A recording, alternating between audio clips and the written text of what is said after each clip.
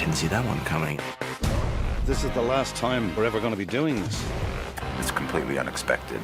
I mean, I audibly gasped. And then, no!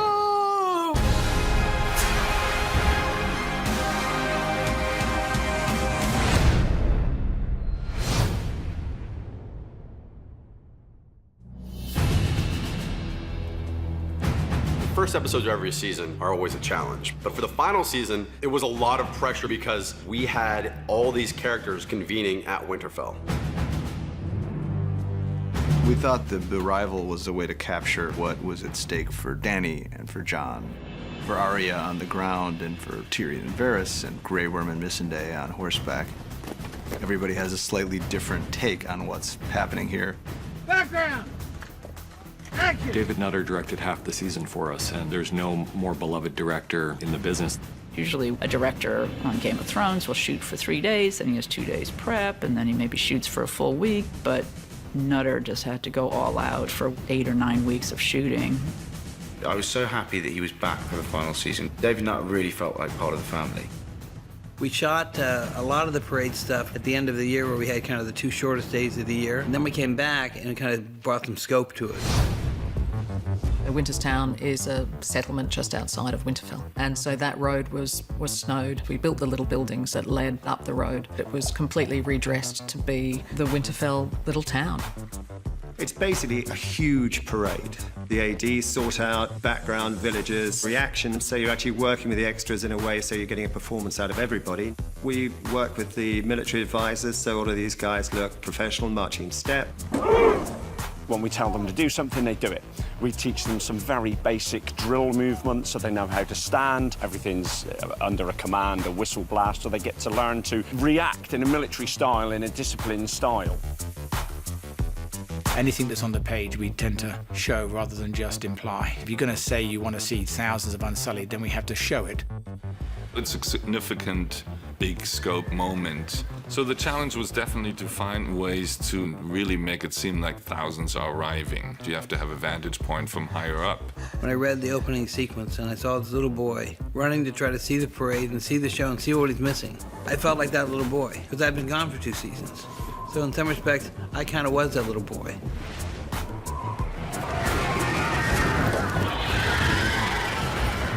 Daenerys arrives and immediately Sansa wants to make it very clear that she runs this shit.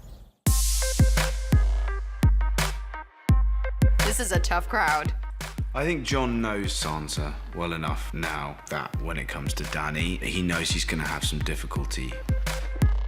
Jon is in love with her, has bent the knee, he's got googly eyes on, he's got like beer goggles on. I basically sat down with Sophie and told her, you have to remember one thing. This is your house. Queen Daenerys of House Targaryen. Thank you for inviting us into your home, Lady Stark. The North is as beautiful as your brother claimed. As are you. You're meeting the family. You want to do well. You want them to like you, goddammit. And, you're met with a stony, stoic silence. It's not a comfortable homecoming, no.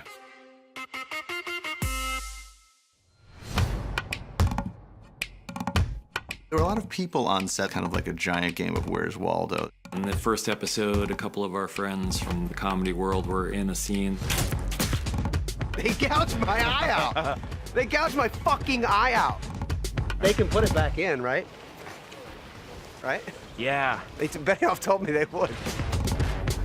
When we found out that George Lucas wanted to visit, we thought maybe it was a practical joke, and then we were really excited and also nervous because it's George Lucas. Your sister doesn't like me. If it makes you feel any better, she didn't like me either when we were growing up. Now, Prince. For George to be sitting at my director's chair, that was so cool for me. I had George go out and speak to Kit and Amelia. Okay, that was great. No direction for you. I don't really care about you. I don't care what happens to you. What's going on? I mean, like the first time I could remember telling stories was me as a little kid mashing together these stormtrooper dolls. For so many of us, he's the one who started our obsession with this kind of big, epic storytelling. And of course, Theon put the cleaver through the rider Dave Hill's head. 3, 2, 1, go! I very much learned the lesson that sometimes when you write 2 words, that you then create so much work for everyone involved. Oh, I get an axe in the head. Simple enough. Next thing I know, I'm flying to London to go out to have my face sculpted, be wrapped in plaster and molded. The day of, I'm in a chair for 4.5 hours. It was great to see that we were basically going to get to take Dave Hill out, one of our writers. It's quite nice to be able to kill fellow crew members off in the nicest kind of way. Having to go and be the one who gives the performance is so much more difficult than I imagined. And I was just trying desperately not to screw it up. And I did the first time. And then the second time got it right. And board.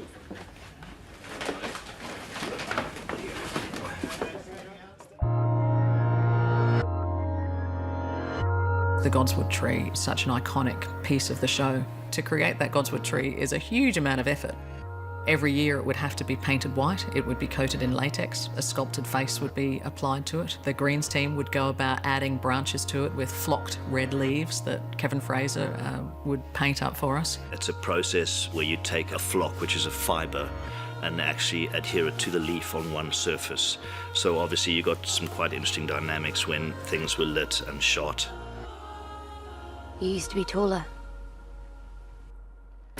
When I first got the scripts, there's like a bunch of lords and ladies talking, and I was thinking, are we ever going to get a scene together again?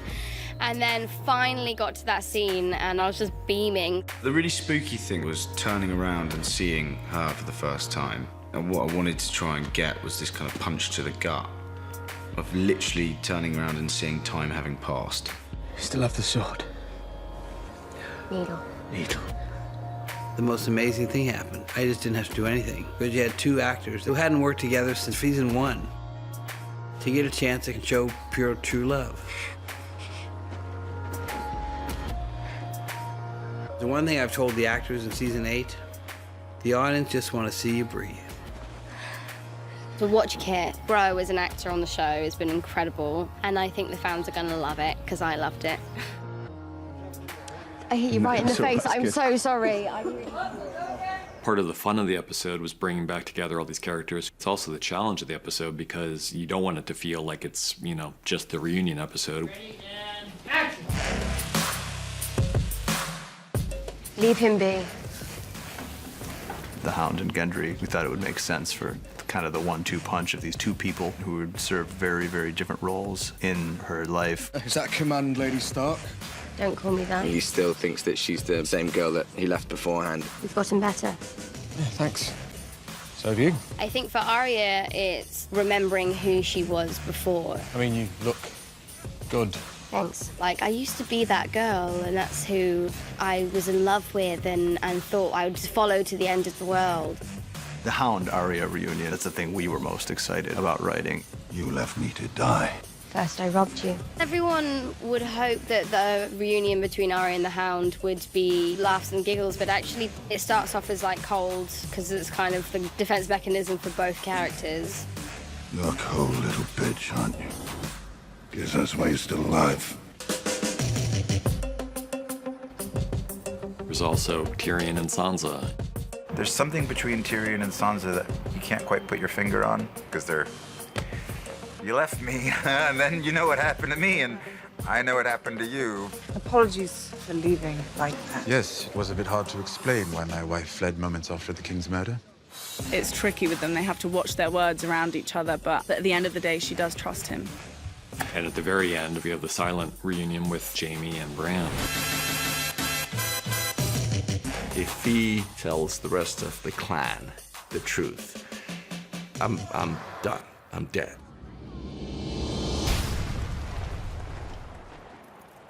To me, I wanted to make sure that with respect to people getting back together again, those all had their credence and importance, but also I didn't want the audience to forget the fact that the impending doom was coming.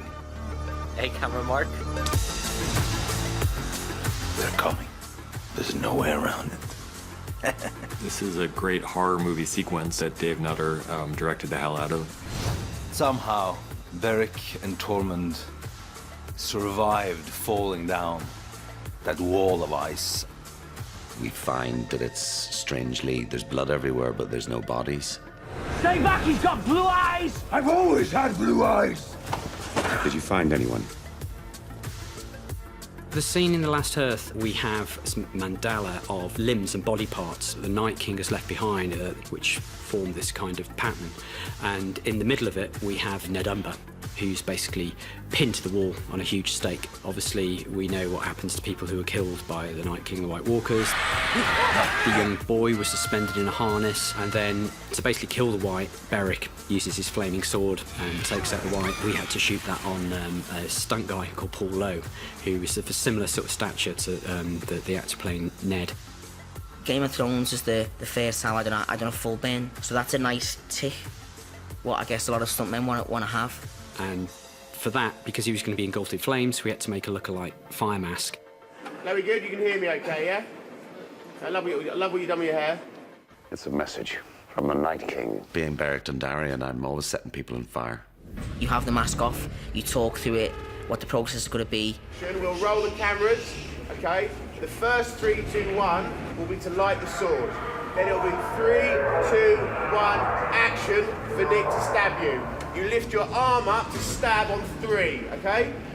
On action, he's going to stab you. Hold this position like this. When you hear me start to count, that's when you start to react. You then have to go and do it. They'll gel you, they'll spit you, and they'll light you.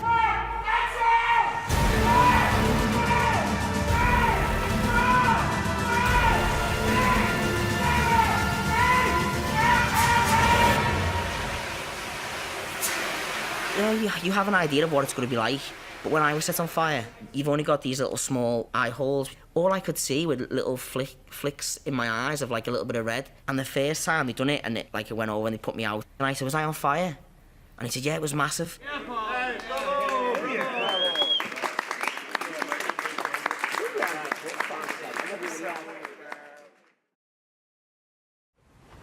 You've completely ruined horses for me. It almost seemed like he knew where I wanted to go. You're quite... Fuck's sake. We're shooting in Iceland. Isn't it beautiful? We only have about 6 hours of light, so we all come out about 3 hours before the sun rises. Grip and electric had to lay about a 40-foot track. The art department was laying down all the bones for our nest for our dragons. Some of those locales in Iceland are so breathtaking that real environments just help the actors so much. So if it's Kit and Amelia walking past a frozen river in Iceland and they're shivering, that's real. Yeah, this fire lady, dragon mama, is not used to the cold. No problem. I can stand in snow all day. I just loved I could go there with Amelia. I got to show this thing that's been such a large part of the Thrones world for me. I got to show her Iceland. Magic dragon ride. I like it. It's just felt like the magic carpet ride. We're just sort of playing Tig and the dragons. It's beautiful. We were lucky to get a great day of aerial photography in Iceland with a helicopter shooting these most beautiful river canyons with beautiful snow coverage. And then where they land was meant to be a very pristine and gorgeous location as well. Dan and David said, maybe can we have a waterfall here? So we went all the way to Iceland to this beautiful canyon, and then we end up adding a massive waterfall later on in post because it still wasn't quite spectacular. Ooh. Oh. In, please, Ella. Let's roll, please. Rolling, rolling. I think the actual dragon ride was like, yeah, it's one bit where you've got to convey your love for each other and you're in a green box on a buck. So much of what we're doing now requires robotics. We'll start with previs, and in order to then shoot it, we'll go onto a green screen stage with a motion base, which is kind of like a mechanical bull, only in this case it's got a dragon's butt on top of it. And then the cameras are swinging around on a 3D controlled wire rig programmed to match the previs. Don't know how to ride a dragon! Buck work is not easy.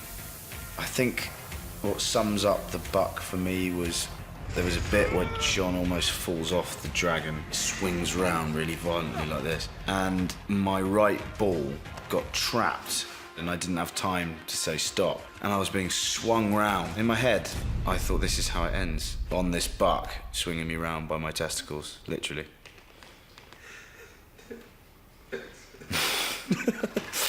Sorry. Probably too much information.